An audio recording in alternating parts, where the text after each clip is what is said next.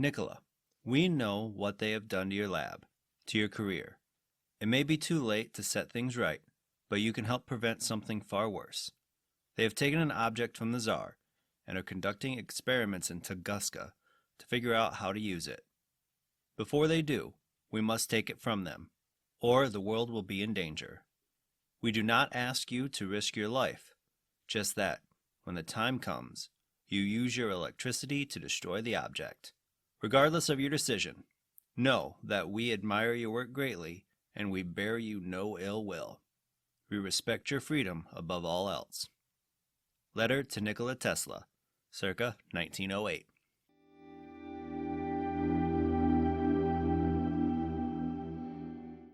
Hello and welcome to Visions of the Past. My name is Andrew, and I'm the host of this Assassin's Creed lore podcast. This is episode 54, and today we're going to take a look at the explosion that has historically become known as the Tunguska Event. At roughly 7:14 a.m. local time on June 30th, 1908, a massive explosion occurred near the Padkamna Tunguska River in the Siberian region of Russia. This explosion flattened an estimated 80 million trees over 830 square miles of forest, and is generally attributed to the airburst, or mid-air explosion, of a stony meteoroid that has been estimated to have been around 330 feet in size. The event is classified as an impact event, though no crater has been found. The object itself is thought to have disintegrated at an altitude of somewhere between 3 to 6 miles, rather than hitting the ground. Because of the remoteness of the site and the limited instrumentation available at the time of the event, modern scientific interpretation of the cause and magnitude have relied largely on damage assessments and geological studies conducted years after the event. These studies have come up with different estimates of the size and speed of the meteoroid.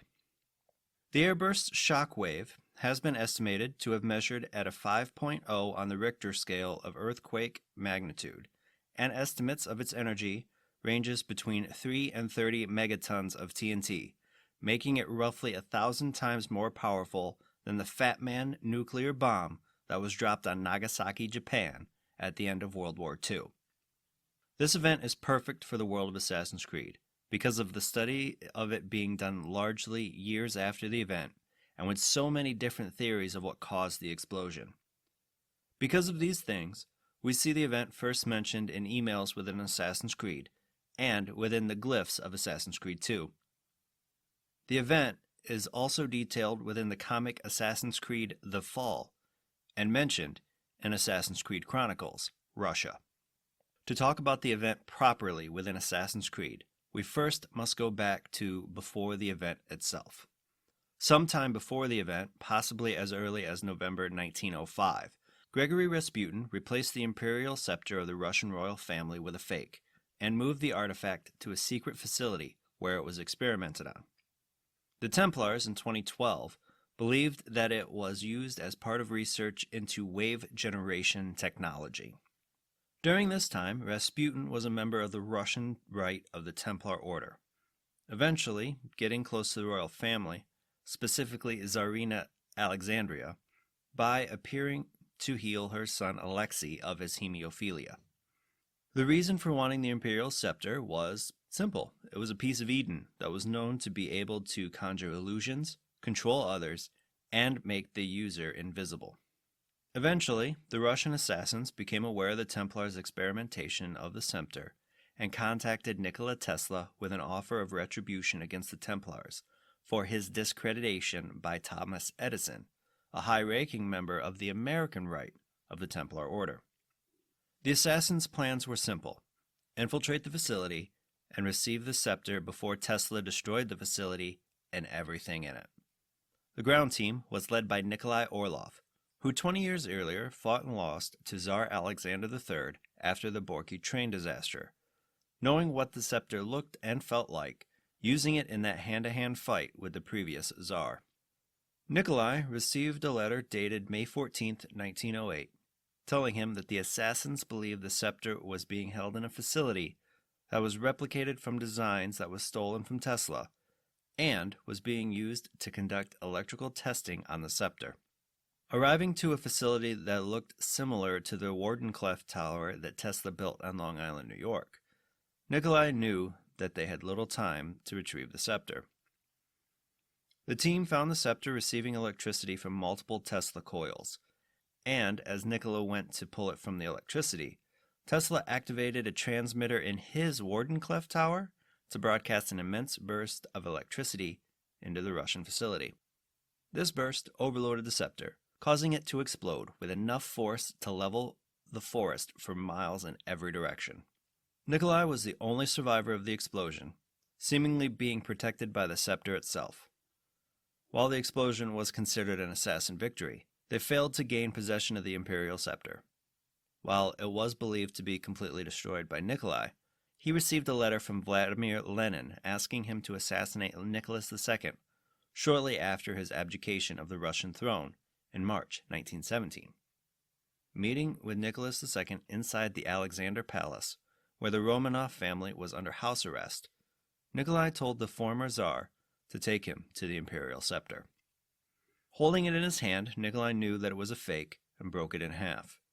But when Nicholas asked him to spare his family if he was intended to be Nikolai's target, Nikolai responded that he no longer cared about the politics of Russia and that the scepter was his only concern.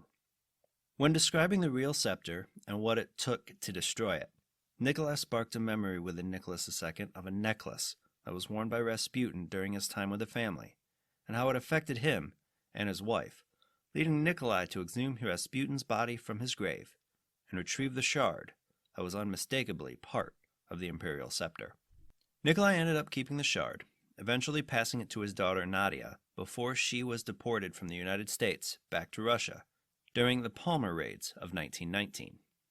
When it comes to Assassin's Creed, I find myself coming back to the story usually for one of two things: more information on the Isu, or to see how the Assassin-Templar War has affected human history.